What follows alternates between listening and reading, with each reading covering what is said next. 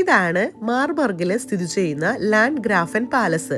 ഈ കാസ്റ്റിൽ കാണാനാണ് നമ്മൾ ഇന്ന് പോകുന്നത് കേട്ടോ. ആ കുന്നിന്റെ മുകളിൽ കാണുന്നത് കണ്ടോ, ഏറ്റവും ഉയരത്തിലുള്ള ആ ഒരു കാസ്റ്റിലാണ് നമ്മളിന്ന് എക്സ്പ്ലോർ ചെയ്യാൻ പോകുന്നത്.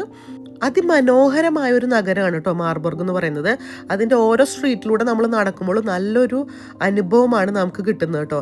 അതേപോലെ തന്നെ ലോകത്തിലെ ഏറ്റവും പഴക്കം ചെന്നതും ഇപ്പം നിലനിൽക്കുന്നതുമായ ഒരു പ്രൊട്ടസ്റ്റന്റ് സർവകലാശാല ഇവിടെ തന്നെയാണ് ഉള്ളത്, ഫിലിപ്സ് യൂണിവേഴ്സിറ്റി. അതും ഈ മാർബർഗിൽ തന്നെയുള്ളത് കേട്ടോ. ഈ സ്റ്റെപ്പുകൾ മൊത്തം നമുക്ക് കയറിയിട്ടാണ്. അതേപോലെ സൈഡിൽ കൂടെ വേറെ റോഡും ഉണ്ട്, റോഡ് മാർഗം നമുക്ക് പോകാം, സ്റ്റെപ്പുകൾ കയറിയിട്ടും പോകാം. ഈ സ്റ്റെപ്പ് മൊത്തം നമ്മൾ കയറിയാണ് ഇന്ന് കാസ്റ്റിൽ കാണാനായിട്ട് നമ്മൾ പോകുന്നത്. ഈ സ്റ്റെപ്പുകൾ നമ്മൾ കയറുമുണ്ടല്ലോ, ഈ സൈഡിലായിട്ട് ഓരോ വീടുകളും ഉണ്ട്. ആ വീടുകളിലെല്ലാം ആൾതാമസം ഉണ്ടെന്നുള്ളതാണ് എന്നെ ഏറെ ഞെട്ടിച്ച കാര്യം. ഓരോ നിലകൾ നമ്മൾ കയറി ചെല്ലുമ്പോഴും അതിൻ്റെ ഇടയിലെല്ലാം നല്ല അടിപൊളിയായിട്ടുള്ള നല്ല വൃത്തിയുള്ള മനോഹരമായ സ്ട്രീറ്റുകളും ഉണ്ട്. അതേപോലെ അവിടെ തന്നെ അടിപൊളി വ്യാപാര കേന്ദ്രങ്ങളുമാണ് കേട്ടോ. ഒത്തിരി ആളുകൾ ഇവിടെ താമസിക്കുന്നുമുണ്ട് എന്നുള്ളത് എന്നെ വളരെയധികം അത്ഭുതപ്പെടുത്തി. കാരണം എന്ന് വെച്ചാൽ എന്തൊരു മനോഹരമായിട്ടാണെന്നറിയോ ആ സ്ഥലങ്ങൾ അവർ ഉപയോഗിച്ചിരിക്കുന്നത്.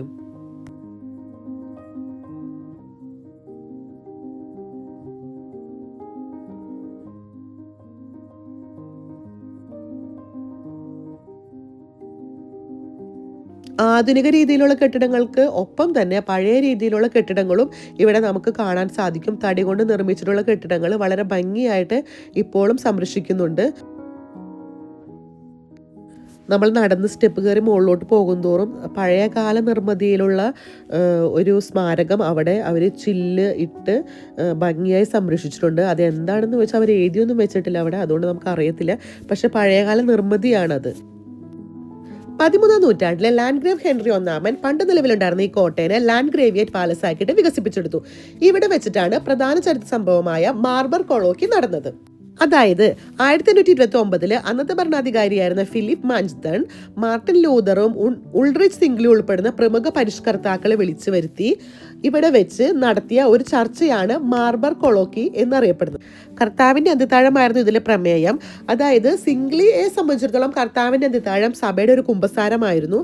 എന്നാൽ ലൂതറിനെ സംബന്ധിച്ചിടത്തോളം ക്രിസ്തു കർത്താവിന്റെ അത്താഴത്തിൽ യഥാർത്ഥത്തിൽ സന്നിഹിതനായിരുന്നു. ഇത് കർത്താവിന്റെ അത്താഴ വിവാദത്തിലേക്ക് നയിച്ചു. അപ്പം നമ്മൾ പറഞ്ഞു വന്നത് അങ്ങനെ ഒരു വലിയ സംഭവം നടന്ന സ്ഥലമാണെന്ന് മാത്രമാണ് കേട്ടോ. പിന്നീട് പല വിഭജനങ്ങളും പരിവർത്തനങ്ങളും എല്ലാം ഇവിടെ വെച്ച് നടന്നിട്ടുണ്ട്. 19ാം നൂറ്റാണ്ടിൽ ഈ കോട്ട ഒരു ജയിലായിട്ടും പിന്നീട് 1870 മുതൽ 20ാം നൂറ്റാണ്ട് വരെയൊക്കെ സംസ്ഥാന ആർക്കൈവായിട്ടൊക്കെ പ്രവർത്തിച്ചിട്ടുണ്ട്. ഇപ്പോൾ ഇതൊരു മ്യൂസിയം ആയിട്ടാണ് ഉപയോഗിക്കുന്നത്.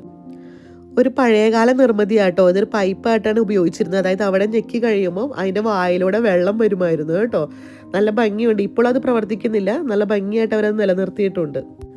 ഈ കാസിൽ കുന്നിലൊരു കൊട്ടാരം, ഒരു വസതി, ഒരു കോട്ട, ഒരു ജയില്, ഒരു ആർക്കൈവ് അങ്ങനെയൊക്കെ ആയിട്ട് ഇത് പ്രവർത്തിച്ചിരുന്നതാട്ടോ. ഇവിടെ എത്തിയപ്പോഴാണ് ഞാനൊരു സത്യം മനസ്സിലാക്കിയത്. ഇവിടെ വരെ ബസ് വരുമായിരുന്നു, ഈ സ്റ്റെപ്പ് മൊത്തം കയറേണ്ട ആവശ്യം ഉണ്ടായിരുന്നില്ല. എന്നിരുന്നാലും ആ വഴിയിലൂടെ എല്ലാം നടന്ന് അത് കാണുമ്പോൾ അത് നല്ലൊരു ഭംഗിയുള്ള ഒരു അനുഭവമായിരുന്നു കേട്ടോ. അതിൻ്റെ ആ കാസിലിൻ്റെ ഒരു ചെറിയൊരു മോഡൽ ഇവിടെ അവർ റെഡിയാക്കി വെച്ചിട്ടുണ്ട്. നല്ല ഭംഗിയുണ്ടായിരുന്നു കാണാൻ. വളരെയധികം പഴക്കമുള്ള ഒരു നിർമ്മിതിയാണ് ഈ കാണുന്നത് നമ്മൾ. ഇതിൻ്റെ മുകളിൽ നിന്ന് താഴോട്ട് നോക്കുമ്പോൾ ആ മാർബർഗ് പട്ടണം മുഴുവനായിട്ട് നമുക്ക് നല്ല ഭംഗിയായി കാണാൻ സാധിക്കും കേട്ടോ. ഇപ്പോൾ നമ്മൾ കണ്ട ചർച്ചാണ് സെയിൻറ്റ് എലിസബത്ത് ചർച്ച്. അതും ഒരു ചരിത്ര പ്രാധാന്യമുള്ള ഒരു ചർച്ചാണ് കേട്ടോ. ഇപ്പോൾ ഇവിടെ സന്ദർശകർക്കായി തുറന്നിരിക്കുന്നത് പ്രിൻസ് ഹാളും കാസിൽ ചാപ്പലും മാത്രമാണ്. ഇവിടെ ആർട്ട് മ്യൂസിയവും മിനറോളജിക്കൽ മ്യൂസിയവുമാണ് പ്രവർത്തിക്കുന്നത്. നടന്നു വരാനും ബുദ്ധിമുട്ടുള്ളവർക്ക് ഇതേ കാസ്റ്റിലിന്റെ താഴെ വരെ ബസ് വരുന്നുണ്ട് കേട്ടോ. ബസ് സർവീസും ഉണ്ട്.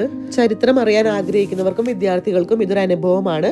കാസ്റ്റിലിന്റെ ഭൂരിഭാഗം സ്ഥലങ്ങളും നമുക്ക് സന്ദർശന യോഗ്യമല്ല. 8 യൂറോയാണ് നമുക്ക് ഇതിന് വേണ്ടിയിട്ട് എൻട്രൻസ് ഫീസ് വാങ്ങിക്കുന്നത്. കുട്ടികൾക്ക് ഫ്രീ ആയിട്ട് ഇതിൻ്റെ അകലെല്ലാം കാണാം. ഇതിന്റെ ചുമരുകളെല്ലാം കണ്ടാൽ നമുക്കറിയാം അത് മണ്ണും ഇഷ്ടികയും മാത്രം ഉപയോഗിച്ചുണ്ടാക്കിയിട്ടുള്ളതാണ്. അതുകൊണ്ട് തന്നെ പല ഭാഗങ്ങളും നമുക്ക് സന്ദർശന യോഗ്യമല്ല. ഇതിനകത്തേക്ക് നമുക്ക് ഫോട്ടോസോ വീഡിയോസോ ഉപയോഗിക്കാൻ അനുവാദമില്ല. പിന്നെ 8 യൂറോയ്ക്ക് അതിൻ്റെ അകത്ത് കാണാനുണ്ടോ എന്ന് എന്നോട് ചോദിച്ചാൽ ഇല്ല എന്ന് ഞാൻ പറയും. അകത്ത് കയറിയില്ലെങ്കിലും പുറത്തുനിന്ന് ഇതെല്ലാം കാണുന്നത് വളരെ മനോഹരമാണ്. ഒരിക്കലെങ്കിലും വരണം.